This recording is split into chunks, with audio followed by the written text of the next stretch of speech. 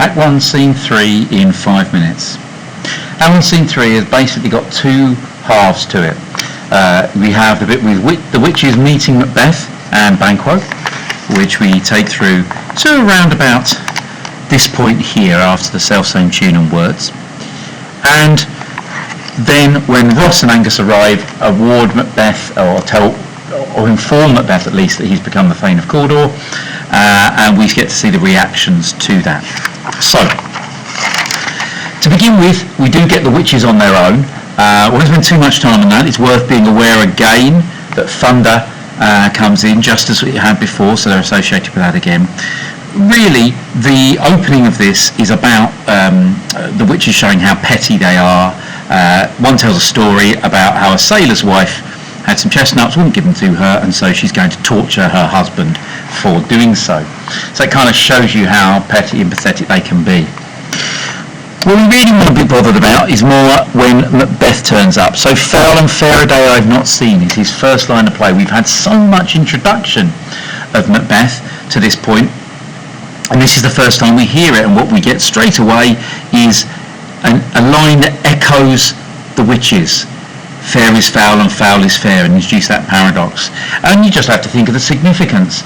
Does that mean he's similar to them, or does that mean he's being influenced by them?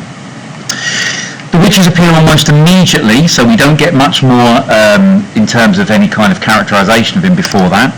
And it's well worth noting that both Banquo and Macbeth kind of insult the witches. They don't speak to them as though they are equals, they speak down to them. It's definitely worth noting that when the witches then meet them and give 3 prophecies to Macbeth, well, we say they're 3 prophecies, but actually only one kind of is. To tell him he's Thane of Glamis, that's his current title. Okay, so it's just identifying he's there. And then he's told he's Thane of Cawdor. Now to him, that is news, but to us it isn't. We've just seen him given that and awarded that. So therefore, this is a perfect example of something we're going to discuss elsewhere, equivocation. It sounds like it's predicting the future, but it's actually really speaking the present. We know as much as that. And then when they tell him he's going to be king, the phrase they use is, shalt be king hereafter. You will be king at some point in the future. This is all very vague and intended for misinterpretation. Macbeth doesn't react straight away in words.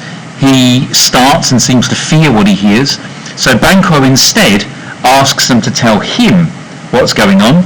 They then call him lesser than Macbeth and greater. Another example of a paradox, the way they speak. Again, this idea of 2 things that are true at the same time that can't be. Because what they tell him is, you're going to, not so happy yet much happy, another paradox, you will get kings though you will be none. You will get, you will beget, you will have, your children will be kings, basically. So they tell Macbeth he's going to be king, but then Banquo, your children will also be king, probably later on from there. Macbeth is unclear on this. He demands more of them. And notice the way that he does demand, he does want to do more, but also the very fact that this suggests belief in the same way that him starting when he first hears it does. Okay? Suggests that he's bothered about this. They kind of joke a bit afterwards, but it doesn't necessarily mean that that's how they feel about it. So we move into then where Ross comes in with news, thanks for his role in the battle, and news that he is going to become Thane of Cawdor, that Duncan has done this. Reactions. First of all, notice that it is Banquo who is the first to react. He immediately associates the idea of them being witchcraft, being evil, the devil speaking true. Macbeth wants to know why they've called him this. It's explained to him, and his first reaction is to say that he is Glamis and Thane of Cawdor, the greatest is behind, the greatest is yet to come, the greatest is following on behind. A kind of confidence that kind of shows his ambition at the same time.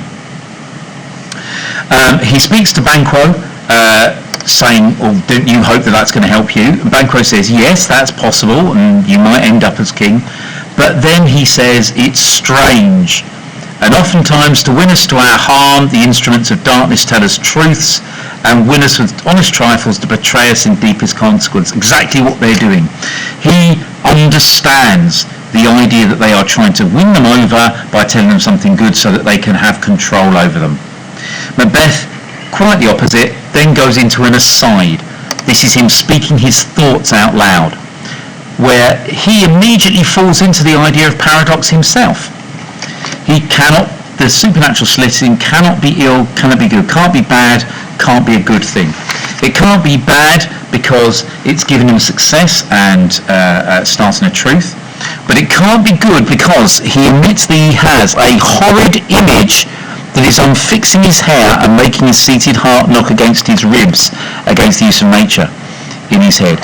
He is obviously thinking of murder straight away.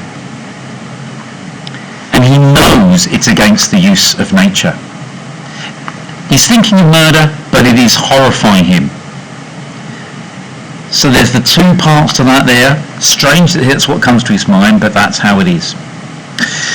He continues to think it could be chance that crowns him, and then suggests, well, whatever happens, time's going to keep going.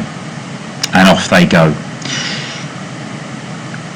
He's certainly, again, a bit like the opening, thinking of awful things, but at the same time, they are horrifying to him.